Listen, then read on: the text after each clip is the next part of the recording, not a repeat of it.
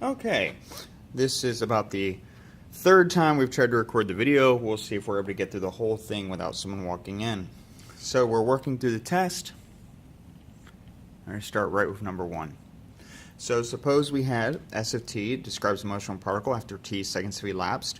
We do some experiments and we obtain the data that we have shown here.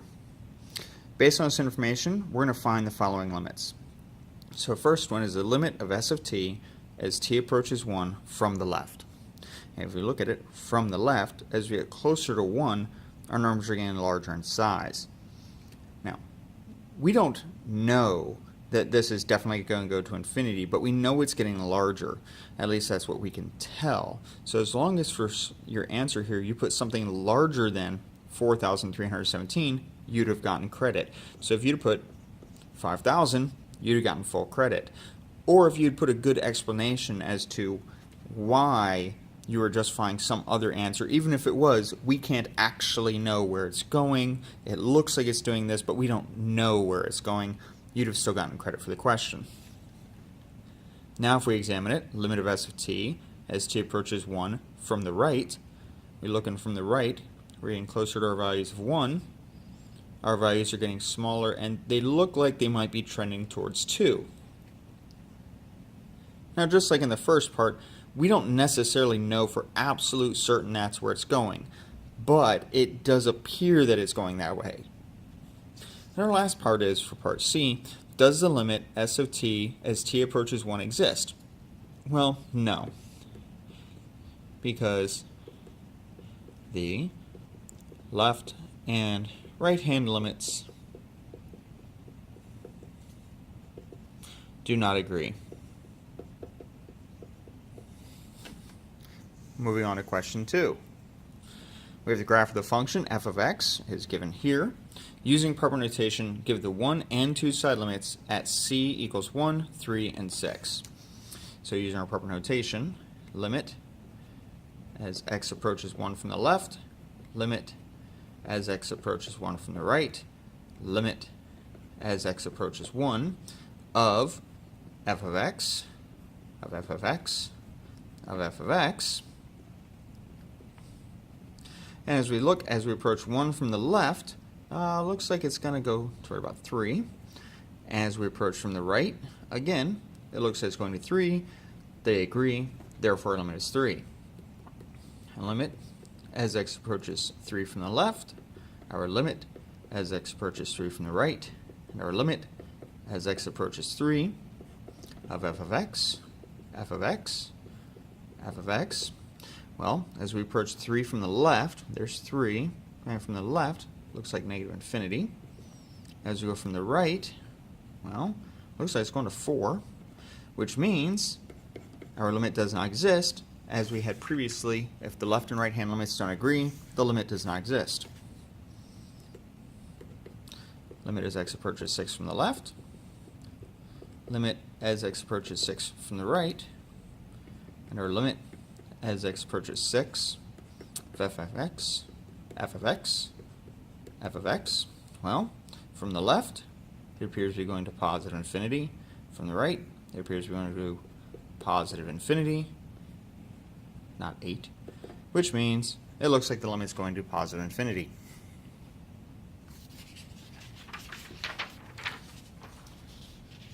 Moving on to page 2. Our first question, what can we say about f of 3 if the function f is continuous and the limit as x goes to 3 of f of x is 1/2? Well, we can say that f of 3 equals 1/2. The function itself is continuous and the limit is 1/2, which means the limit from the left is going to 1/2. From the right is going to 1/2, and it's continuous, so there's not a break in it at 3. Part B. Let's suppose that f of x is greater than 0 if x is positive, f of x is greater than 1 if x is negative. Can f be continuous at 0 and explain? Well, let's do just kind of a quick idea of a graph in order to give us an idea what's going on here. So we have f of x is less than 0 if x is positive. So for anywhere over here, so we horizontal or vertical asymptote. Anywhere where x is positive, then f of x is less than 0. So it's somewhere down here. We have no idea where, but it's somewhere down here, and it does not include the axis. If x is negative, so again, now we're on this side, well, now it has to be greater than 1. So it's somewhere over here. So, no, f cannot be continuous.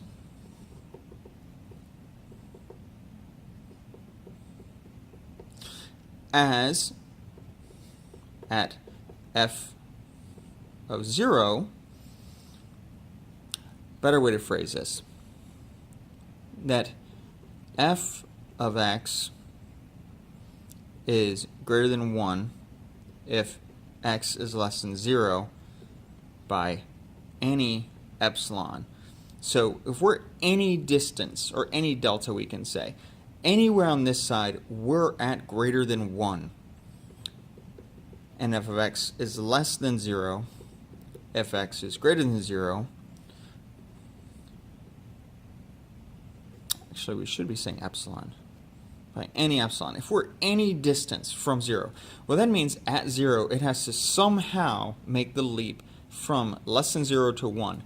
That's not continuous. There's too much of a gap. So you just had to explain that. Determine the values c and d, which make the function g of x continuous at x equals 1. So we have to remember to utilize the definition of continuity, and that would mean the limit as x approaches 1 from the left of g of x needs to equal limit as x approaches 1 from the right of g of x, and that needs to equal, in this case, g of 1. In this case, we have a nice setup for that. We have what g of 1 is. It's 5. So 5 has to equal the limit as x approaches 1 from the right. Well, that's going to be this function, and has to equal the limit as x approaches 1 from the left of g of x.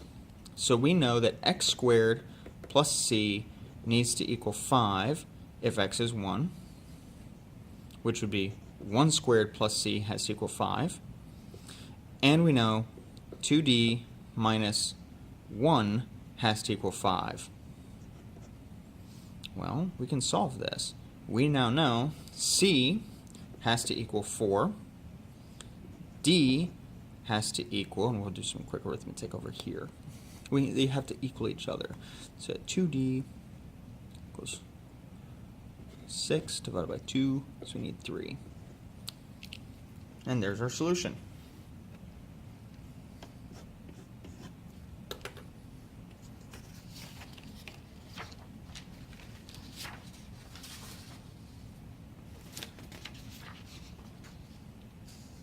Oh.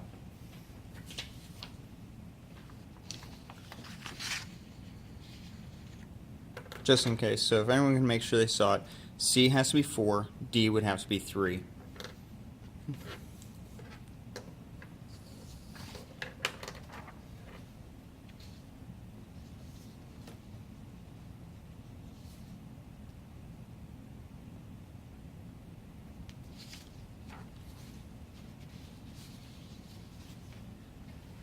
Now we can evaluate 4 of the 5 limits, which means I'm going to have to evaluate all 5 of them, because I don't know which ones you did.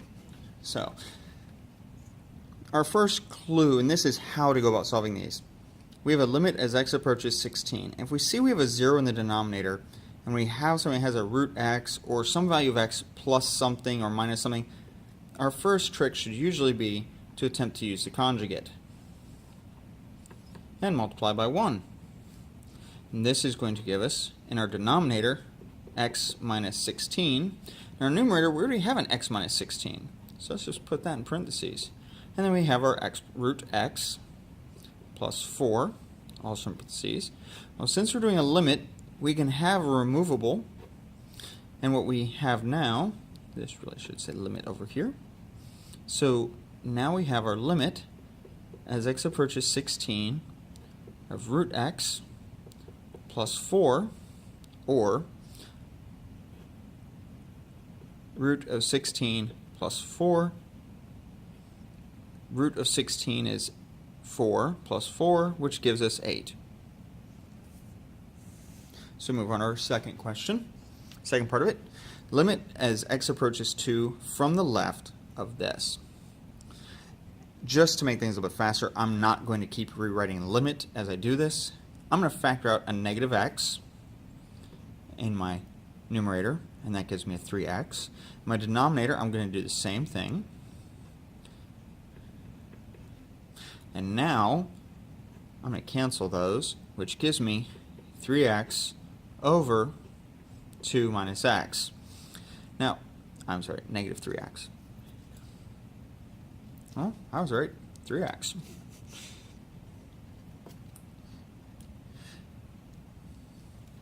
So now we have to think a little bit about this.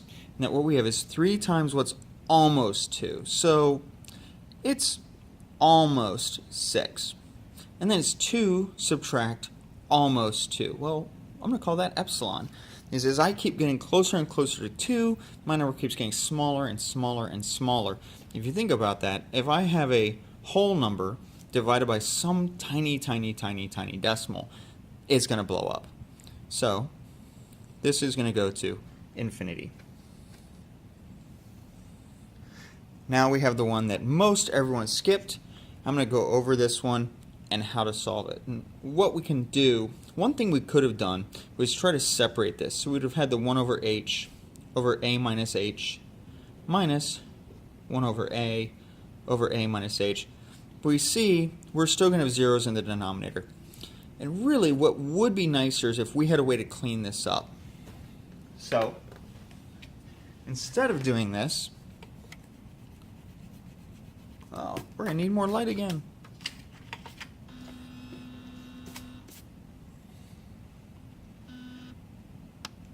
And the autofocus is turned off.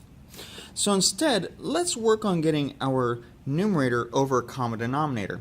So if I have 1 over h times a over a minus 1 over a times h over h, all of that over a minus h, what I'm going to be left with is a over ah minus h over ah all over a minus h, or a minus h over ah all over a minus h. I know the way this has been getting done is you multiply by the multiplicative inverse. And what we do, these become 1, these cancel, and we're left with 1 over ah. And if we take our limit, as h goes to a, we end up with 1 over a squared.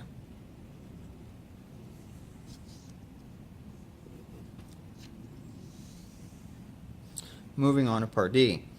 This one's nice, it's fairly clean. We see we have a 5 minus x times 5 plus x all over 5 minus x. We cancel, we take our limit as x goes to 5, which just gives us 10. Now our last one, you just have to remember a certain fact that if I have the limit as theta goes to 0, and this is theta, these really should have been a theta then. If I have sine of a theta over a theta, then the limit as theta goes to 0 is going to be a over a, or just 1. Well, in this case, I have a sine of 9 theta over sine 3 theta. I need a 9 theta in a denominator. I need a 3 theta in a numerator. But what I can just do, if I do that, and then a 3, because they multiply, they commute, so I'll get a sine of 9 theta over 9 theta times 3 theta over sine of 3 theta times, and this is where my extras. So I still need my 9 theta in a numerator and a 3 theta in a denominator. Well, my thetas cancel. These both go to 1, and all I'm left with is 9 thirds or just 3. But you have to remember this fact to do it, at least for now. Later you'll learn how we got this fact using a different rule that you're going to be allowed to use in taking derivatives.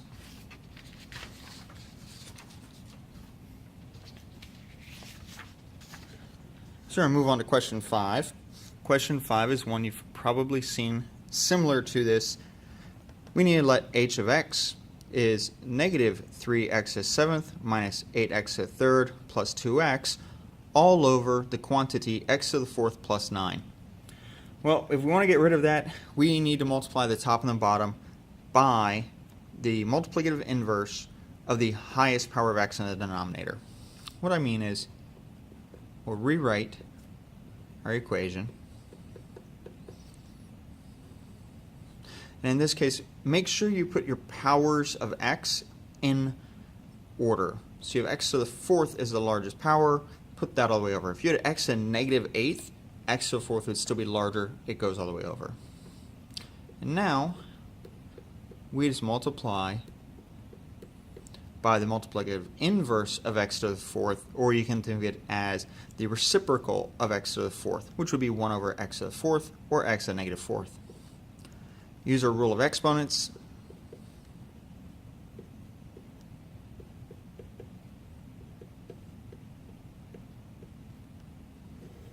And don't forget, x to the 4th times x to the negative 4th is 1.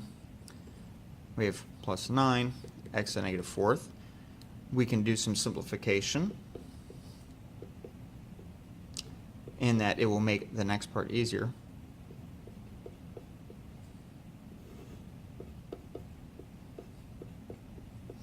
If we take our limit as x goes to infinity, well, we see this is going to go to 0. The 2 over x cubed is going to go to 0. 9 over x to the 4th, that also is going to go to 0. So we're left with negative 3 times infinity, which will give us a negative infinity, all divided by 1. So it appears to be going to negative infinity. Our next question is, using intermediate value theorem, show f of x which equals x cubed plus 6 has at least one root. Well, to use the intermediate value theorem, what we need to show is a value of f of x. Let's back that up a second. To use the intermediate value theorem, we need our function to be continuous. X cubed plus 6 is a polynomial. All polynomials are continuous. Therefore, if f of b is less than 0 and f of a is greater than 0, there exists c such that f of c equals 0 and c will be between it will be between a and b. And we're going to say, without loss of generality, a is less than b. C will fall somewhere between them because they are continuous. I messed that up.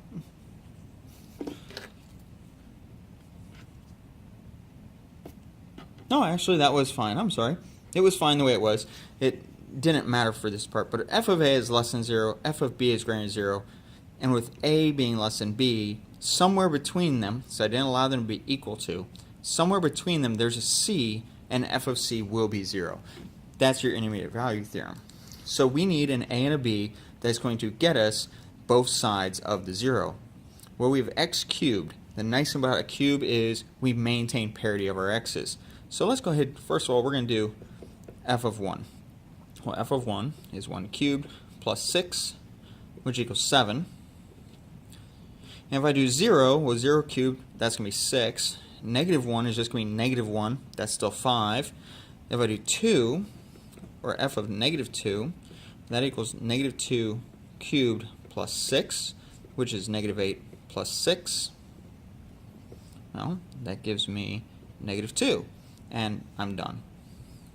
Therefore, by IVT, there exists c, within, and I'm just going to put the interval -2 to 1 such that, that's what ST is, such that f of c equals 0. Oh, and that's it.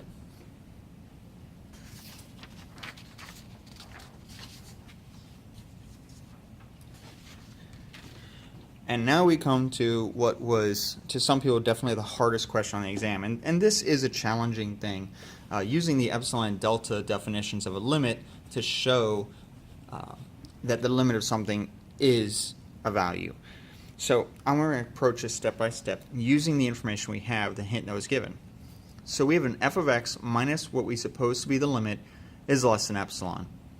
Well, in this case, what we have, our f of x, is 2x plus 1.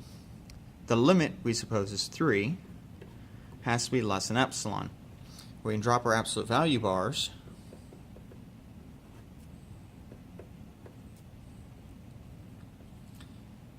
by putting our negative epsilon in there. And now we're just doing some algebra.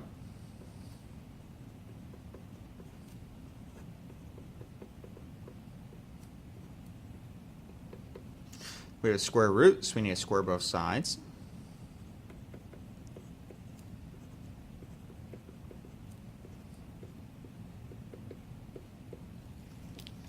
We again do some more algebra to move our 1 over.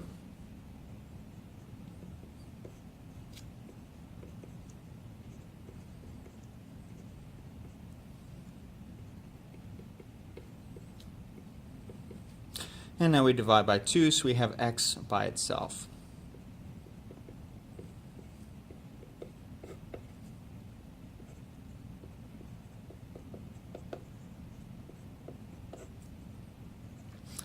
Now we solve for our deltas, and that our delta, we have, these are what we suppose it could be. Our delta is going to be the minimum of these. Of these, subtracting c, which in our case is 4. So we have negative epsilon plus 3 quantity squared minus 1 all over 2 minus 4. Or, and this is the absolute value, or it's epsilon plus 3 quantity squared minus 1 all over 2 minus 4. So which of these is our delta? Well, to find that, let's do a little actual algebra here. We'll expand this, and what we have is epsilon squared over 2 minus 6 epsilon over 2 plus 9 over 2 minus 1/2 minus, well, let's go ahead and boost this 4 up, or make it 8/2 absolute value, or it's going to be the absolute value of epsilon squared over 2 plus 6 epsilon over 2 plus 9 over 2 minus 1/2 minus 8/2. If we work these, we see that 9/2 minus 1/2 minus 8/2, that goes to 0, and the same thing applies here. So we need the absolute value of epsilon squared over 2 minus 6 epsilon over 2, or it's epsilon squared over 2 plus 6 epsilon over 2. We want the minimum value. And if we see here, this is a very tiny number. So is this. But if we combine these, if we just think on our number line what's going on here, here's our 0. And if we have negative 6 epsilon 2, and on this side we have 6 epsilon 2, well, in this case we're adding a little bit more to it. So our distance from 0 is more than 6 epsilon over 2. Here we're adding some little portion. So we're closer to 0 with this one. So our minimum value is this one. So our delta equals